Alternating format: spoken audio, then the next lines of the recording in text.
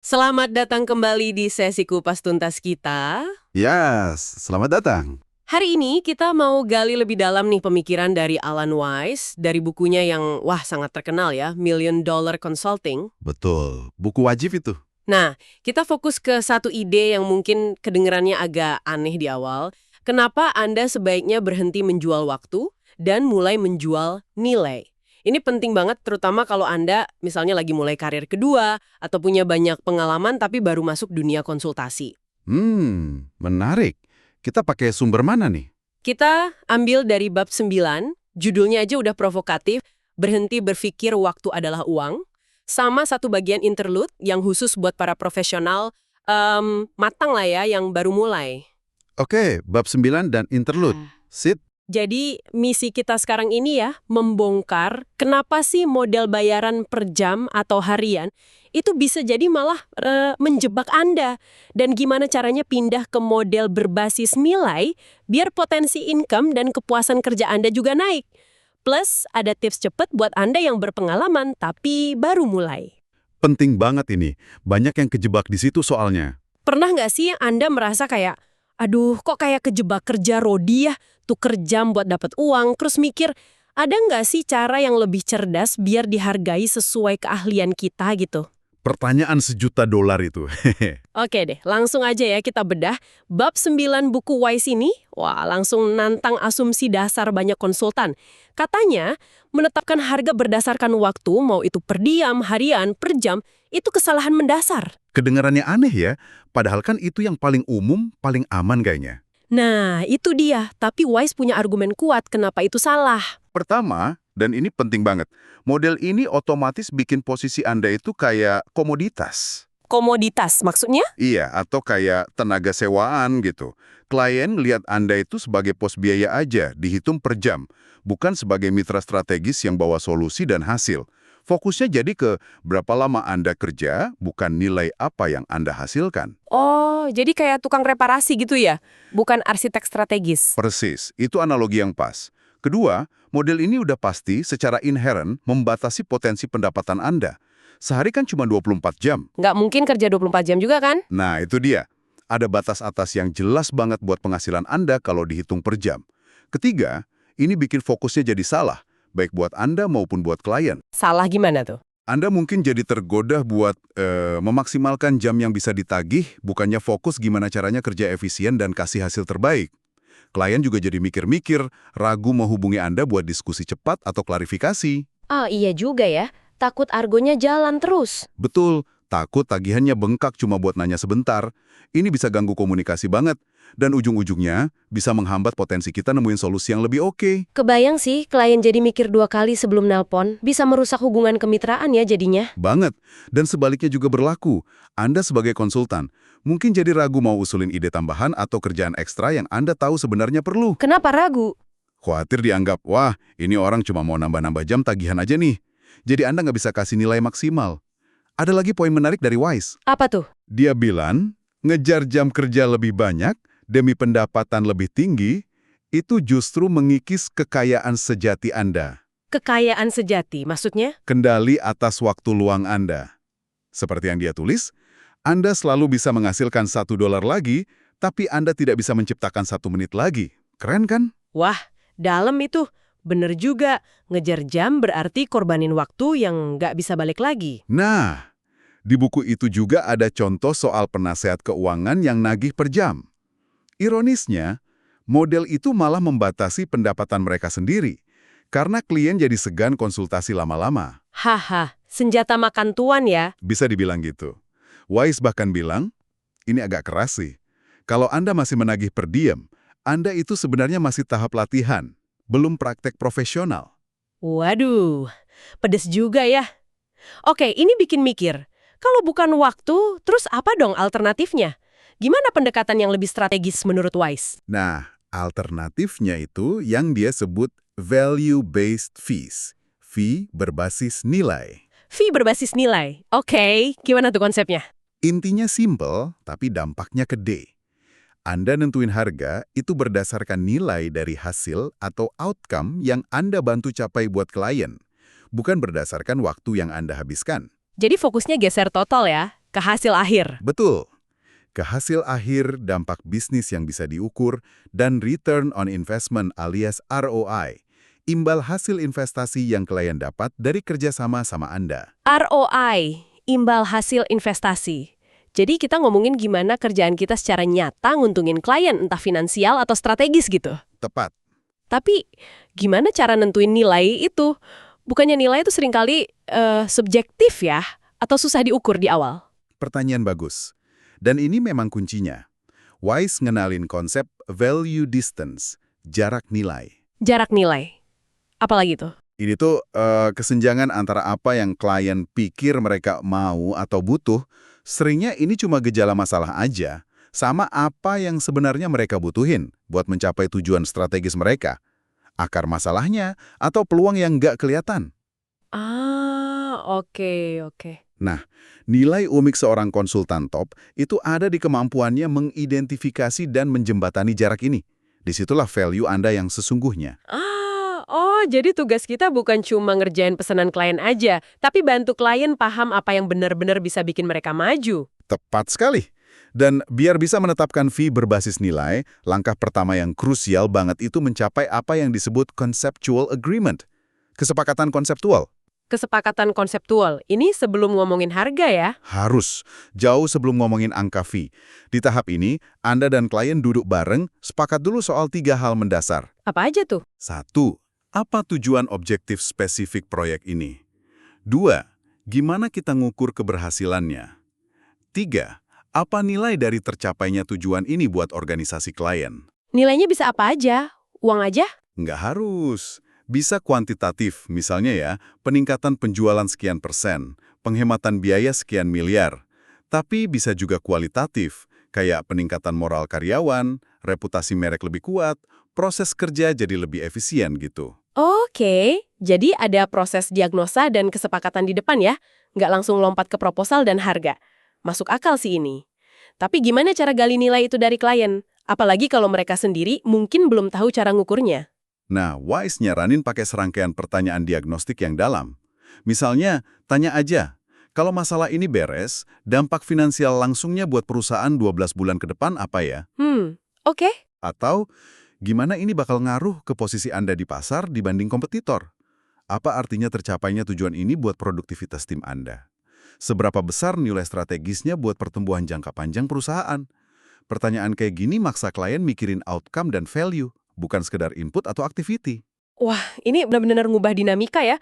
Dari sekedar, maaf, tukang, jadi mitra strategis yang fokus ke hasil.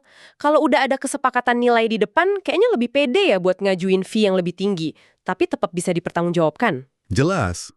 Ada contoh nyata nggak sih? Gimana pendekatan ini bisa ngubah cara klien ngelihat harga? Ada contoh bagus di buku. Soal tender produksi video. Beberapa perusahaan nawarin buat spek yang sama persis. Harganya macam-macam. Ada yang sekitar $10.500, ada yang sampai $47.000. Jauh juga ya rentangnya. Terus siapa yang menang? Yang paling murah? Nah, justru bukan. Yang menang itu yang nawarin $11.400. Sedikit di atas yang termurah. Loh, kok bisa? Kenapa? Karena perusahaan yang nawarin $11.400 ini udah punya hubungan baik sama klien. Klien udah percaya sama kemampuan mereka buat benar-benar kasih hasil yang diinginkan, bukan sekedar video sesuai spek. Jadi bukan cuma soal spek teknis ya? Betul. Dalam kasus ini, nilai yang dirasain klien dari hubungan dan kepercayaan itu ngalahin selisih harga. Ini nunjukin kalau persepsi nilai itu seringkali lebih dari sekedar biaya input atau waktu kerja. Itu contoh menarik banget. Jadi hubungan dan kepercayaan itu juga bagian dari nilai yang bisa kita tawarkan ya.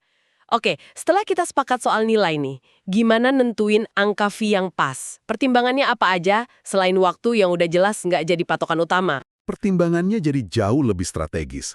Anda perlu lihat misalnya, seberapa besar potensi bisnis atau keuntungan yang bisa dihasilkan proyek ini buat klien.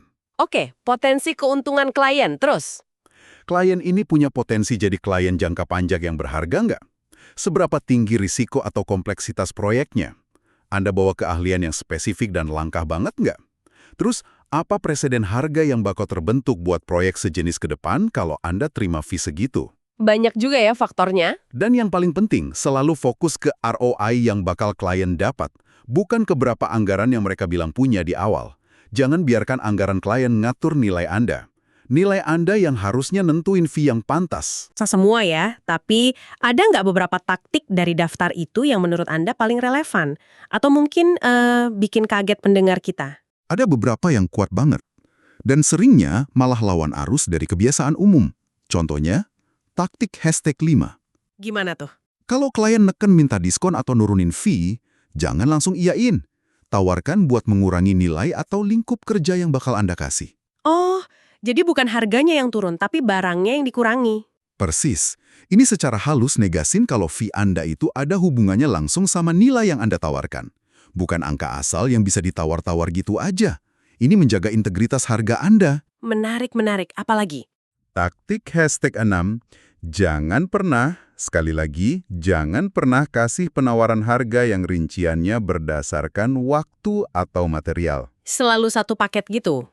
Iya, selalu sajikan fee sebagai satu paket investasi buat mencapai hasil yang udah disepakati. Ini nguatin posisi Anda sebagai penyedia solusi bernilai, bukan penjual jam kerja atau bahan baku. Terus ada taktik #8, tawarin sedikit diskon kalau klien mau bayar penuh di muka. Oh, itu bagus buat cash flow ya. Banget. Dan biasanya klien yang serius nggak masalah kok. Terus soal negosiasinya sendiri, ada tips khusus dari Wise? Ada.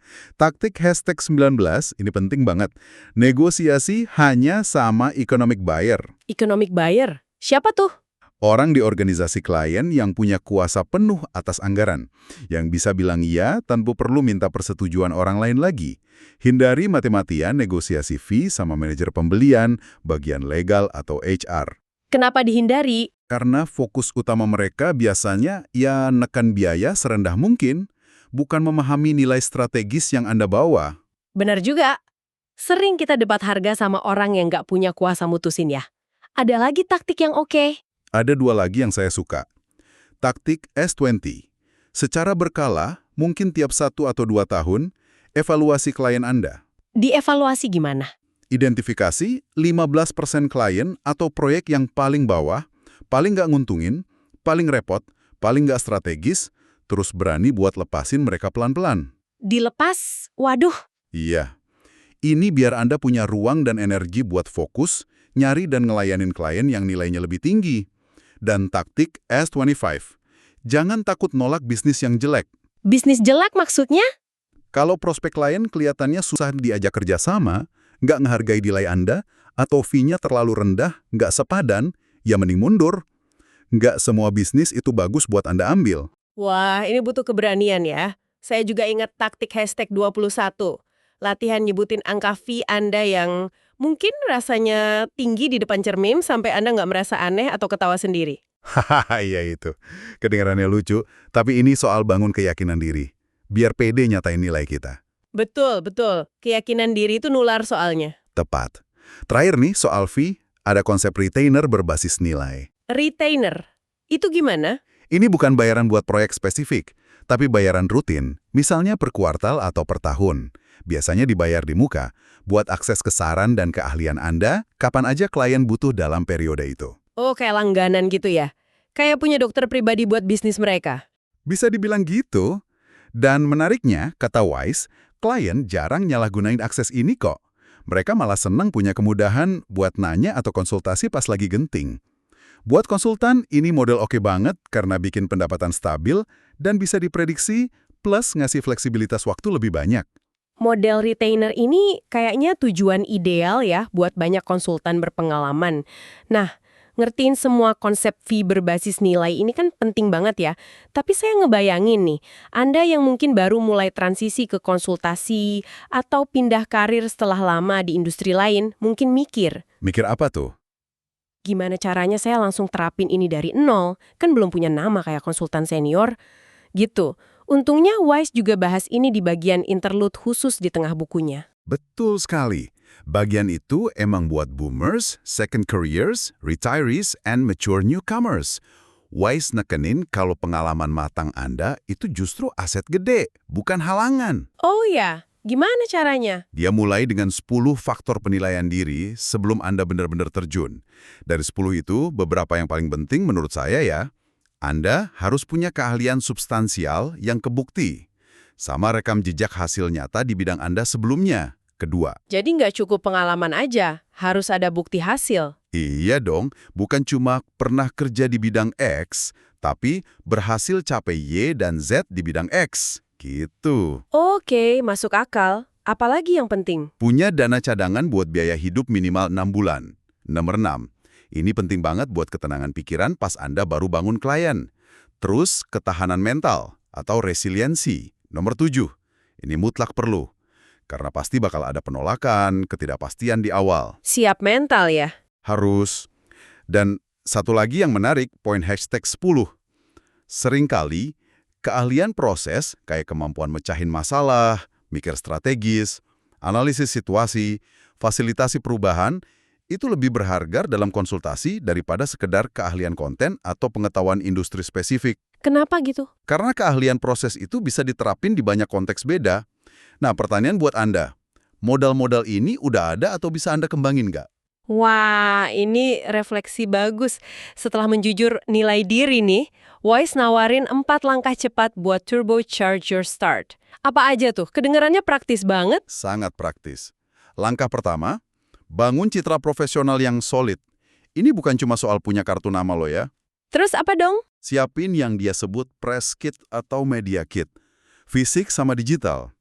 Isinya harus ada contoh hasil nyata yang pernah Anda bantu capai, bisa anonim kalau perlu, daftar layanan spesifik Anda, bio profesional yang nonjolin keahlian dan prestasi, daftar klien atau perusahaan tempat Anda punya pengalaman, kalau relevan dan boleh disebut, testimoni kalau udah ada, sama mungkin beberapa tulisan singkat atau white paper yang nunjukin pemikiran Anda.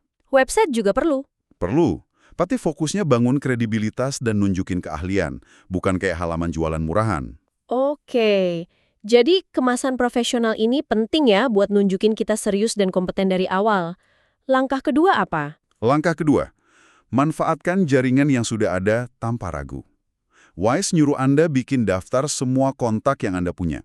Teman, kolega lama, kenalan asosiasi, mantan bos, siapa aja. Bisa banyak banget itu ya? Bisa. 75-300 orang atau lebih, itu gampang. Terus, hubungi mereka secara sistematis dan berkala, mungkin tiap kuartal. Tapi, jangan cuma say hello. Terus ngapain? Kasih sesuatu yang bernilai buat mereka. Artikel menarik yang relevan, tips singkat, atau wawasan. Terus, yang paling penting, minta 2 hal secara jelas. Minta apa? Pertama, info ini berguna nggak buat Anda? Kedua, ada nggak kenalan Anda yang mungkin bisa dapat manfaat dari bantuan kayak yang saya tawarin? Kalau ada, mau nggak ngenalin saya? Wah, bagian meminta ini nih yang sering jadi hambatan mental ya. Takut dianggap ganggu atau jualan. Gimana ngatasinnya? Kuncinya, ubah pola pikir. Anda bukan minta-minta. Anda itu nawarin solusi potensial dan buka pintu peluang. Kalau Anda yakin bisa bantu, ya minta referensi itu langkah logis. Lakuin dengan sopan dan profesional. Wise nekenin pentingnya merasa nyaman buat meminta. Ini skill bisnis penting. Oke, dicatat. Setelah bangun citra dan manfaatin jaringan, langkah ketiga? Langkah ketiga, targetkan 12 organisasi lokal. Pilih sekitar selusin organisasi yang lokasinya dekat, radius 2 jam perjalanan lah dari tempat Anda. Kenapa harus lokal? Biar gampang dijangkau buat ketemu awal. Nah, kriterianya, cari organisasi yang lagi berkembang, tandanya punya dana buat investasi, punya sejarah pakai konsultan luar, tandanya terbuka, dan idealnya Anda punya kenalan di dalamnya, walau ini nggak wajib. Kalau daftarnya udah ada, jangkau mereka secara proaktif, jangan nunggu di telepon aja. Pendekatan proaktif ke target yang jelas. Oke, dan langkah keempat yang kedengarannya paling keren nih. Langkah keempat, ciptakan gravitasi pasar, market gravity. Ini konsep kuat banget, tujuannya biar calon klien potensial itu datang nyari Anda. Bukan Anda terus yang ngejar mereka. Gimana caranya tuh biar dicariin? Ada beberapa taktik. Pertama, ngomong di berbagai forum. Seminar industri, pertemuan asosiasi, konferensi. Awalnya mungkin gratisan dulu, nggak apa-apa. Manfaatin buat bangun visibilitas dan nunjukin keahlian. Oke, ngomong di forum. Terus? Kedua, publikasiin tulisan Anda. Artikel di media industri, blog profesional, studi kasus. Ini bangun kredibilitas Anda sebagai thought leader istilahnya. Ketiga, aktif networking yang strategis dan relevan. Keempat, ini nyambung ke langkah kedua tadi.